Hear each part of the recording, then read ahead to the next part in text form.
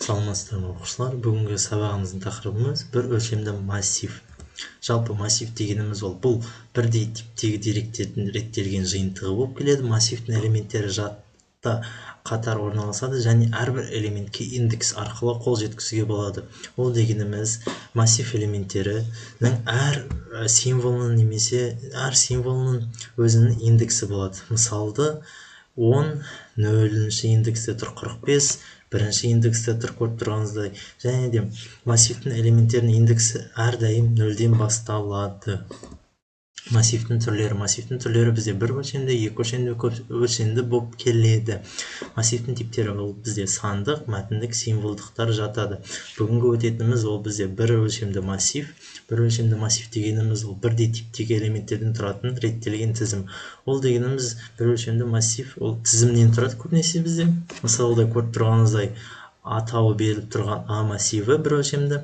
Оның ішіндегі элементтер ол I символы 2, 5, 10, 18, 20. Осылай тізімнен тұрады бір өлшемді массив бізде.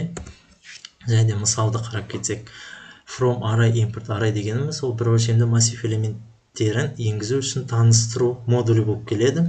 Array I дегеніміз ол бізде A бір өлшемді массивінің атауы.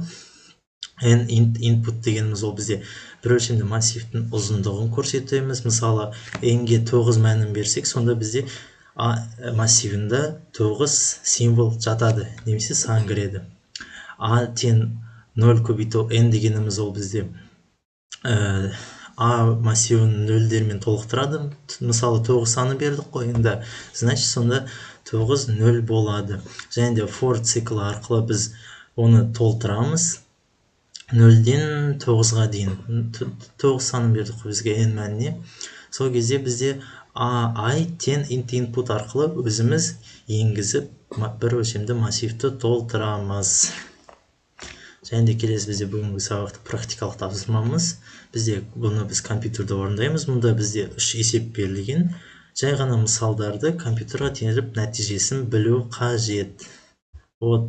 Осылай біз сіздермен бір өлшемді массивті үйрендік.